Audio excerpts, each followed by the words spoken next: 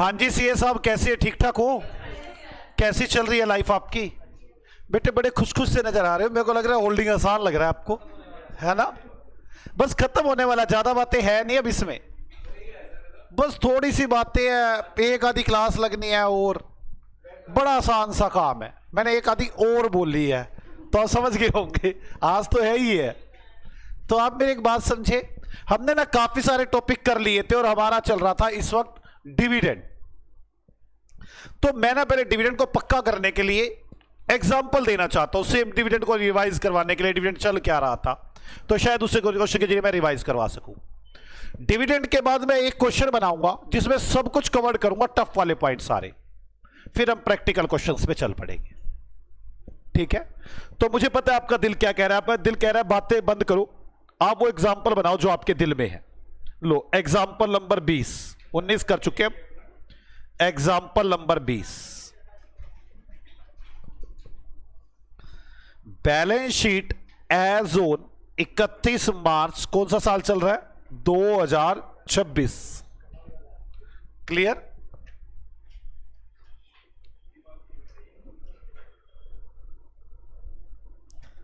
NM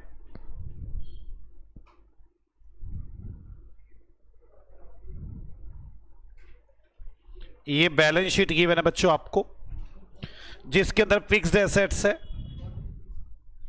मैं जानबूझ को जितने भी क्वेश्चन करवाए मैंने आपको ओल्ड बैलेंस शीट दिया ताकि आप पक्के हो जाए, क्योंकि हम जब स्टडी मैट देखेंगे तो नई बैलेंस शीटें मिलेंगी। 20,000 और 30,000 इन्वेस्टमेंट इन एम लिमिटेड, 125 रुपए का एक। अच्छा आप ये मत समझना हर बार 80% ही आएगा वहां पे क्वेश्चन में, ये तो मैंने कर रखा है यहां पे हर बार। करंट एसेट्स 9,000 और 26,000। इक्विटी शेयर कैपिटल 100 रुपए का एक शेयर बच्चों, और ये है मेरे पास 20,000 और 10,000। रिजर्व एंड सरप्लस ये साहब 15,000 और 40,000, और लोन 4,000 और 6,000। ठीक है बच्चों, अब ध्यान से, शेयर परचेज ऑन, ये 26 है ना, 3 साल पहले शेयर परचेज करते हैं, 25, 24, 23। Share purchase on 30 June 2023।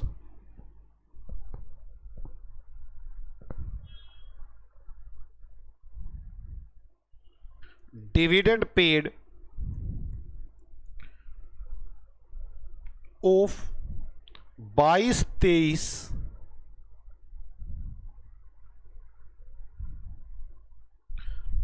10% of 22-23, ऐसे लिखो ना, dividend paid on 30 September 23 of 22-23 is 10%। On 30 September 2024 for 23-24 is 12%। On 30 September 2025 for 24-25 is 14%। Show consolidated balance sheet.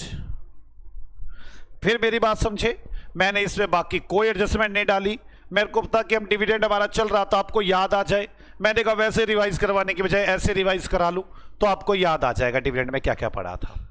चलो आ जाओ सॉल्यूशन। हमने करनी है consolidated balance sheet.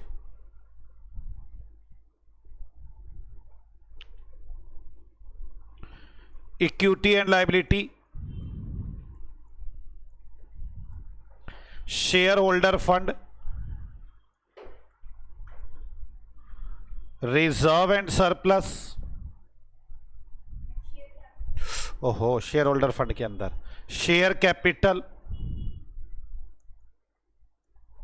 Reserve and surplus, minority interest, non current liabilities,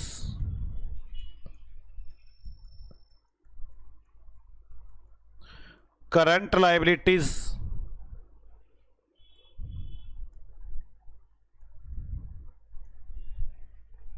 non current assets,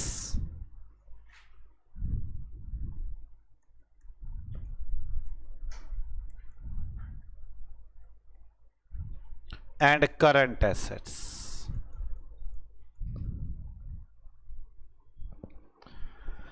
अब सबसे पहले मैं क्या निकालना पड़ेगा? Percentage of holding. मैं एक एक बात वही डिस्कशन वैसे ही करूंगा। मुझे बताओ कोई बोनस शेयर की बात है?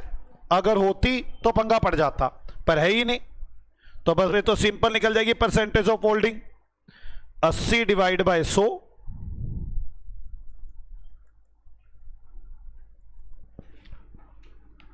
ठीक है। कैलकुलेशन ऑफ गुडविल और कैपिटल रिजर्व, गुडविल और कैपिटल रिजर्व, गुडविल और कैपिटल रिजर्व निकालते हैं। देखिए इन्वेस्टमेंट कितनी है, इन्वेस्टमेंट कितने रुपए की इन्वेस्टमेंट है? 10,000 की। माइनस करेंगे इसमें से नेट एसेट्स,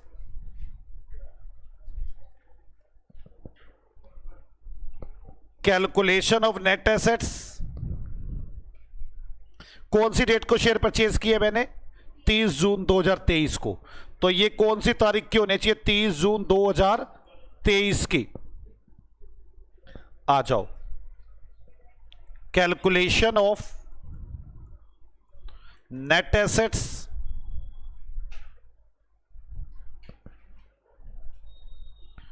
तो यहां पर इक्विटी शेयर कैपिटल, कोई बोनस वोनस कुछ है तो है ही नहीं, तो इक्विटी शेयर कैपिटल तो 10,000। प्री प्रॉफिट, प्री प्रॉफिट तो 30 जून के प्रॉफिट निकालने हैं मुझे।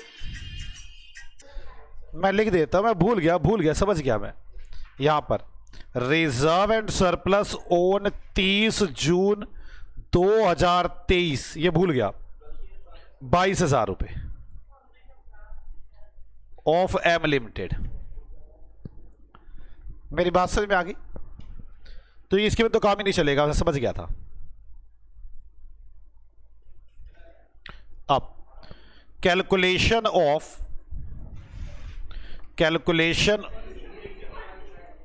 Of pre and post profit,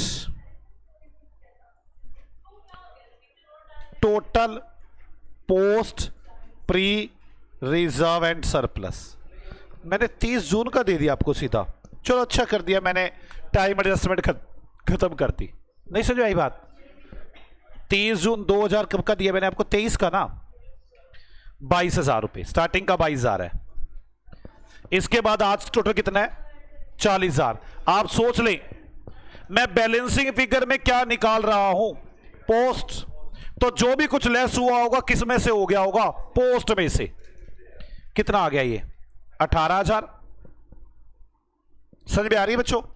अब कोई लॉस बाय फायर है नहीं यहां पर, कोई रिवैल्यूएशन नहीं है, और कौन कौन सी एडजस्टमेंट थी? कोई बोनस नहीं है, सिर्फ डिविडेंड है एक। तो आप देखते हैं डिविडेंड मेरे पास एक 22-23 का डिविडेंड है, 23-24 का है, और 24-25 का डिविडेंड है। अगर मैं आपसे डिस्कशन करूं तो कुछ इस तरह से मैं यहां पे करके दिखा रहा हूं, 1 2 3 4, 23-24, 24-25 और 25-26। हम 25-26 वाले साल में यहां आए। हमें इस साल का डिविडेंड हमने दिया है 10%, इस साल का दिया है 12%, और इस साल का दिया है 14%, है ना। 10,000 की कैपिटल है तो यहां का 1,000, यहां 1,200 और यहां 1,400।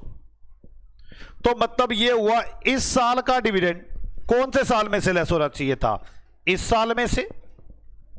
हमने शेयर परचेज किए 30 जून को, इतना डिविडेंड भी इस साल में से, ये वाला डिविडेंड इस साल से और इस साल से, कुछ ऐसा होना चाहिए था। नहीं समझ में आई बात मेरी? मेरा कहने का मतलब समझो, आपको मेरी पूरी बात समझ में आ जाएगी जो मैं कहना चाहता हूं। मैंने जानबूझ के डिविडेंड को यहां पे उलझाया है। आपके पास 23, 24, 24, 25, 25, 26 है। आपने 30 जून 2023 को शेयर परचेज किए। साल है 1 अप्रैल 23 टू 31 मार्च 23, 31 मार्च 24, 31 नहीं, तो ये 24, ये 25 और ये 26। हम यहां पर बैलेंस शीट बना रहे हैं। अब यहां पर इस साल का डिविडेंड दिया गया 10%, 1000। यहां पर इस साल का डिविडेंड दिया गया 1200 रुपए और यहां से इस साल का डिविडेंड दिया गया 1400 रुपए। मुस्कान लिमिटेड को क्या करना था? जो ये 1000 रुपए का डिविडेंड है, ये तो 30 जून से पहले वाले प्रॉफिट में से ही लेस करना था, हाँ या ना? और जो 30 ये जो 12% दिया 1200 रुपए, वो उसे 30 जून तक के प्रॉफिट, तो अप्रैल मई जून 3 महीने प्री है, 300 रुपए के यहां से लेस करने चाहिए थे और 900 के यहां से लेस करने चाहिए थे शेयर परचेज करने की डेट के बाद के। और जो 1400 रुपए का डिविडेंड है वो यहां से लेस करना चाहिए था, ऐसा होना चाहिए था। पर इसने क्या किया? सारा का सारा यहां से लेकर यहां तक में से लेस कर दिया, क्योंकि हमने ये बैलेंसिंग फिगर निकाला है। मेरी बात समझ में आ गई? तो आप मेरी बात को समझे, तो आप मेरी बात समझे। हमारा सारा का सारा कहां से लेस हो चुका है? 18 में से, हाँ या ना? तो पहले तो मैं ऐड कर देता हूं जो 18 में से ऐड हो लेस हो चुका है डिविडेंड। कौन सा? 23, 24 का। हम 23, 24 का लेस कर चुके हैं ना बच्चों। ये 23, 24, 22, 23 का, 22, 23 का डिविडेंड। ये देखो 22, 23 का डिविडेंड 1000 रुपए, 22, 23 का 1000। हम 23, 24 का भी माइनस कर चुके हैं 1200 और 25, 26 का भी माइनस कर चुके हैं 1400। नहीं, हमने इसमें से माइनस किया होगा ना करंट वाले में से, क्योंकि हमने ये बैलेंसिंग में निकला सब कुछ यहीं पे माइनस हो गया होगा, हाँ या ना? बोलो बच्चों। टोटल 22,000, 22,000 के बाद कितना हो गया? 18, 19, 20, 21,600। क्या कोई टाइम एडजस्टमेंट होगी? टाइम एडजस्टमेंट तो है ही नहीं यहां पर। अब मुझे डिविडेंड माइनस करना होगा। आप पहले मेरी बात समझे, ये कब तक के प्रॉफिट है? 30 जून 2023 तक के है, 2024 तक के। 30 जून ना 2023 को शेयर कर देते। मुझे बताओ 22, 23 का डिविडेंड कहां से जाना चाहिए? 22, 23 का डिविडेंड जाना ही पहले वाले में से चाहिए। नहीं समझ में आई बात मेरी आपको? ये देखो, आप मेरी बात को ये ध्यान दो, ये 30 जून 2023 के है पोस्ट, ये 30 जून 2023 बना दिया। अगर इससे पहले का डिविडेंड तो पहले से जाना चाहिए, बाद का डिविडेंड तो इसमें से जाना चाहिए। तो 1000 पे 22, 23 का 30 जून से पहले का है ना, तो वो तो यहीं से जाना चाहिए। और ये 23, 24 का है 1200 रुपए, तो 3 महीने का पहले जाना चाहिए, तो 3 महीने का 300 रुपए। और ये 23, 24 की बात कर रहा हूं मैं, और 900 रुपए यहां से जाना चाहिए। और ये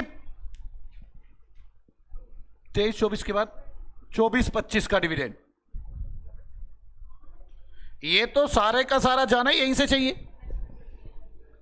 क्या आपको मेरी बात समझ में आ गई? मैंने कोशिश की है कि मैं डिविडेंड को अच्छे से समझा सकूं।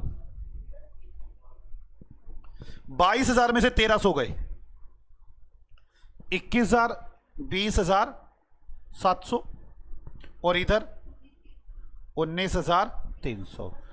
आपके पास इधर आ जाएगा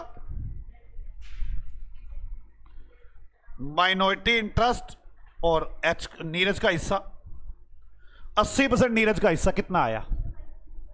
80% नीरज का हिस्सा 15440 और माइनॉरिटी इंटरेस्ट 3860। समझ में आ गई आपको मेरी बात? अब इधर मुझे ये 20700 ऊपर लेकर जाने होंगे, ये 30700 हो जाएगा। इसमें नीरज लिमिटेड का हिस्सा और माइनॉरिटी इंटरेस्ट 30700 के अंदर 80% कितना आ गया?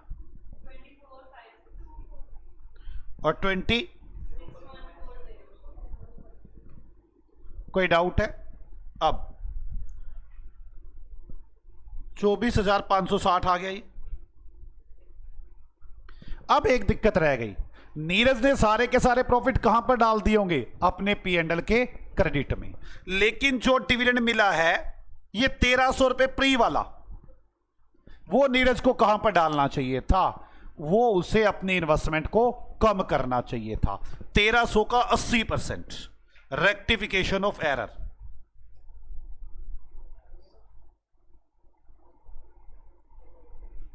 कितना आ गया? 1300 का 80, 1040।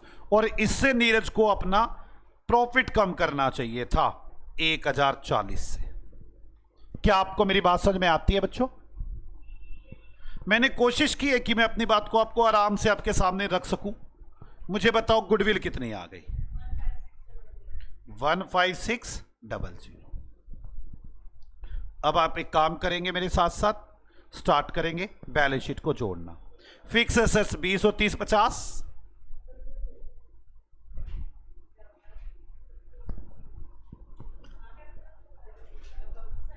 कैपिटल रिजर्व आएगा, सॉरी कैपिटल रिजर्व आएगा।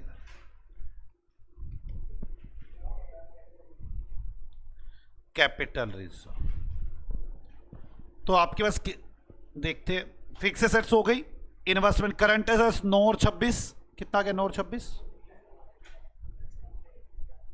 35। अब equity share capital 20, reserve and surplus 15,